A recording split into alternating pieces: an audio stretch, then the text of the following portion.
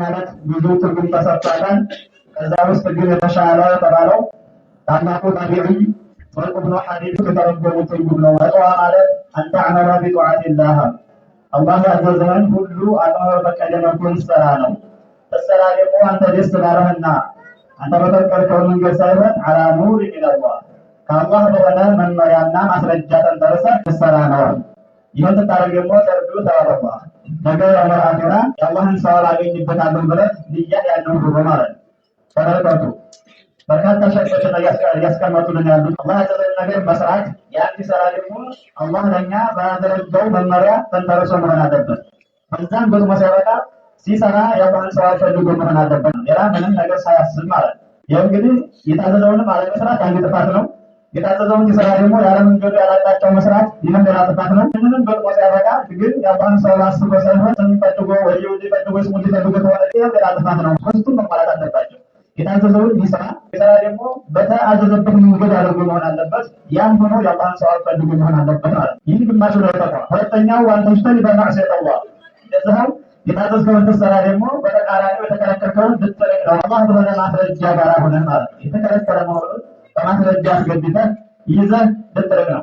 ስትርቅ ደግሞ የሰዎችን ያሁንም ስምና እንትን ፈለገ ሳይሆን ተኻፉ ዒቃበላህ ይህን ተሰራው አላህ ሱብሓነሁ ወተዓላ ይህን ለሰሩ ሰዎች ያስቀመጠው ቅጣት አለ እና ያን ያገኝ ብሎ ቅጣት ፈርቶ ማለት ነው። ባልከለከለው ነገር መከልከል ሲከለከል በማስረጃ ተንተርሶ እንደገና ደግሞ የአላህን ቅጣት ፈርቶ ማለት ነው። ፈተቋላ ሀይለናል እንግዲህ አላህን መጠንቀቅ መፍራት የሚባለው ሁለት ክፍሎች አሏል ማለት ነው። የመጀመሪያው የታዘዘውን ነገር መስራት፣ የሁለተኛው ከተከለከለው ነገር መከልከል ማለት ነው። ሁለቱም ደግሞ ሲሰሩ አላህ ማስረጃ ከአላህ በኩል የመጣ ማስረጃ የተገደፈ መሆን አለበት ማለት ነው። በሪዱ ቢኑር አደሊል አለዚ አመረ ቢዱዓ ያንን ነገር ስሩ ብሎ ያዘዘውን ማስረጃ ተገድቦ ታው ያለውን ደግሞ ማስረጃ ተገድቦ የተከለከለውን መከልከል ሲከለከል ቅጣቱን ፈርቶ የሚሰራውን ሲሰራ ደግሞ የአላህን ሰዋብ ፈልጎ ማለት ነው። ወሚን አልማዕሲያ ወልሙተቂ የፈዐሉ ማ ፈዐለሁ ዩሪዱ ሰዋበ አላህ አላህን ፈሪ የሆነ ሰው ማንኛውንም መልካም ስራ ሲሰራ የአላህን ስጦታ ፈልጎ ነው የሚሰራው ማለት ነው። የተከለከለውን ነገር ሲከለከል ደግሞ ሰዎችን ፈርቶ ሳይሆን የአላህን ቅጣት ፈርቶ መሆን አለበት ማለት ነው። ይህ ካልሆነ ትክክለኛ ተቅዋ አላህን መፍራት የሚባለው ነገር አይገኝም ማለት ነው። ኸይር ስራ ስንሰራ በአጠቃላይ በማስረጃ ተገድፈን እንደገና ደግሞ የአላህን ሰዋብ ፈልገን መሆን አለበት። የምንከለከለውን ነገር ደግሞ የተከለከለ መሆኑን በማስረጃ ተገድፈን የአላህን ቅጣት ፈርተን መሆን አለበት ማለት ነው። ከዚህ ውጭ ላለ ነገር የምንሰራ ከሆነ ኸይርን የምንሰራው መጥፎ ነገር የምንተወው ከዚህ ውጭ ለሆነ ዓላማ ከሆነ ሰዋብ አናገኝበትም ማለት ነው።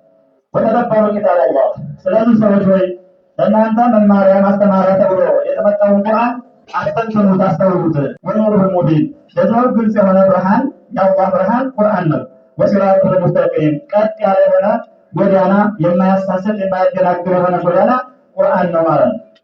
ኢንሻአላህ ሁሉ ጊዜ ቁርአን መቼም ለኛ የሚመክር የሚበጀን ነገር ነው።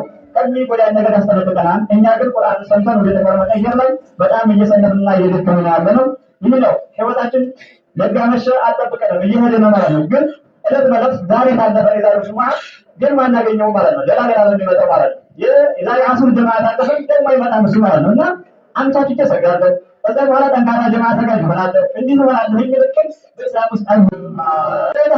አሁን ነው አንተ ዋስትና ያለህ ለህይወትና በጊዜ ወደ የሚፈለገው ነገር መቀላቀል እስላምን መተግበር ከኛ ይጠበቃል ማለት ነው። ሁሉ ነገር ወደ ማቀል እንዳለ ብሎ ግን በቅድም ታንበራ እልህን አጨርስ ስራ ጋር መሆን አለበት ሲሉ ያስተምሩናል። ሰለላሁ ዐለይሂ ወሰለም ከማ አመረኩም ረቡኩም ቢፈቃድ ኢነ አላህ ወመላኢከተሁ ይሰሉነ ዐለ ነቢ ያ አዩሀ الذين آمنوا صلوا عليه وسلموا تسليما اللهم صل وسلم على محمد وعلى ال محمد كما صليت على ابراهيم وعلى ال ابراهيم انك حميد